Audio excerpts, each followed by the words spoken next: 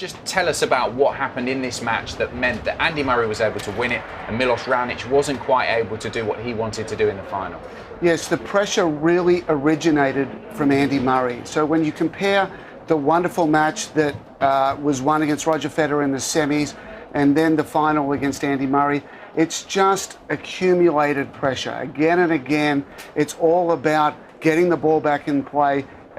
Milos wasn't able to attack Andy's backhand nearly as much as he was against Rogers, and it just created pressure, ongoing pressure, so that when, Milos, instead of being settled and relaxed and calm, and the amazing body language that we saw in the semi-final, it was still good in the final, but Andy just took him to a place on the court where he was a little bit more uncomfortable, and we saw those in the numbers. So coming into the final, Milos was averaging 2.6 shots as his average rally length. In the final, that was 4, and this is on serve. So what's so interesting here is that Andy Murray actually played shorter points than Milos Raonic in the final on his own serve. So Andy was at 3.6 shots, and Milos was at 4 shots. So that just shows you that, one more ball back in play and how well Andy was taking care of his service games. Returns in. So for Murray, he was making 78% of his returns to the final. In the final, 74%. So, against all the other guys out there in the other 6 matches, he's doing a great job. But in the final, against the biggest server, the hardest server, that only gets knocked down from 78% to 74%. And a nice piece of symmetry here. Overall, Andy put 77% of his returns back in play. When he won here in 2013, he also put in 77% of his returns. So exactly the same performance there. Serve and volley. Milos, I think, really pioneered bringing it back. He came to the net so much, and he came to the net much more in a serve and volley fashion in the final than he had for the tournament. So his tournament average was, he was serving and volleying on 32% of his first serves. In the final, it was 45%. So he really tried to take the battle to the front of the court. And as Anne mentioned just a little bit earlier, sometimes a little bit too quick. I think there were certain rallies that I saw as like Milos just wanted to get in and on balls that weren't necessarily the right balls to get in. So it wasn't so much panicking, but it was too much of an urgency. Get settled, get relaxed. Andy's not going to hit a bunch of winners against you from the back of the court, and then find the right ball to come in on. Milos from the back of the court only won 32% of his baseline points. So interesting, Andy only won 49%. So, he's won the final, didn't drop a set, but still didn't win more baseline points than he lost. At the net, Milos really good, 62%. Andy not as much coming forward, but won 77%. So a little more selective coming forward. Milos won 64%. Great number on serve and volley. Andy, no serve and volley whatsoever. And lastly, we talk a lot about rally length, the 0 through 4 shots, 5 through 8 and 9 plus. And throughout the entire tournament, every time I've been standing here, we've talked about this, the player that won the match also won the 0 through 4 rally length. Now, you think if there's ever going to be an exception, it's going to be Andy against Milos. You'd think Milos could still dominate all of those short rallies because that's what he's trying to do. Didn't happen. Once again, Andy Murray wins the match, and Andy Murray wins the 0 through 4 rally length, 75 points to 66. He also wins 5 through 8, 33 to 25. And, it's a little bit funny here for Milos, who wasn't necessarily chasing the longer points, but he won the longer points of 9 plus, 11 to 7. So let's have a look at some of the points from the final, go through the strategy, and see exactly how Andy Murray did it.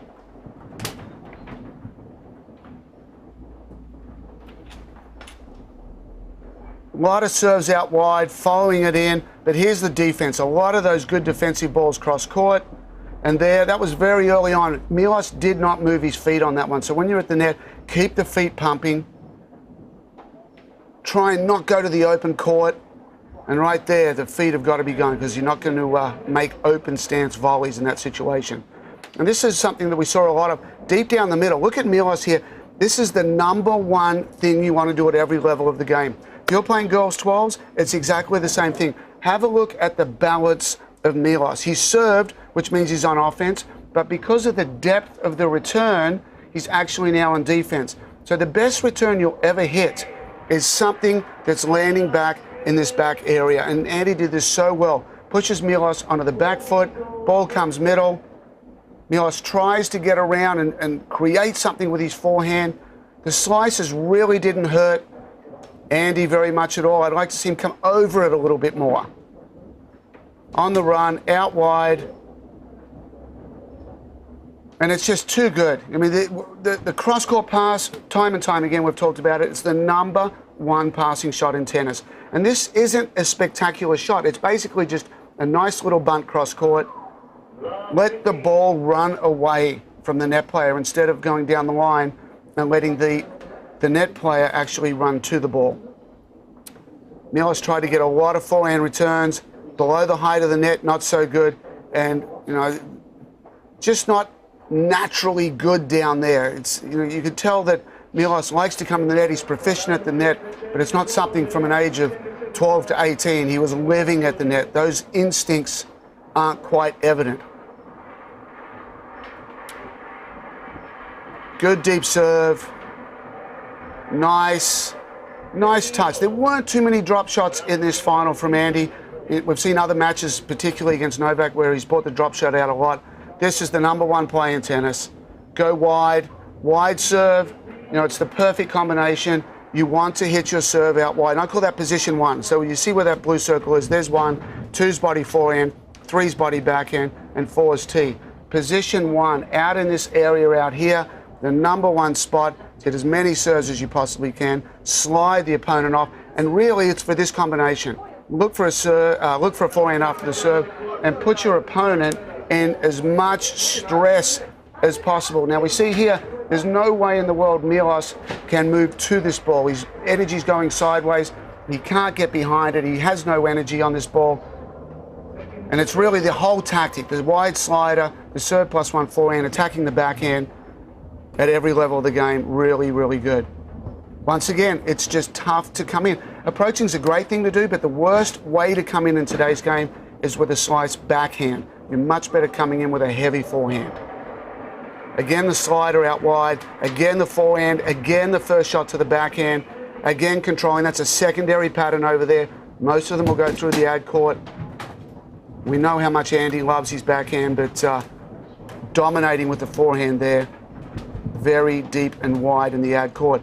Returns money. Look at that depth on that ball. Now we've got a forehand. And again, secondary pattern. He freezes Milos there. This is fantastic slow-mo vision. One of the things that I think Milos can improve upon is how early he drops the racket.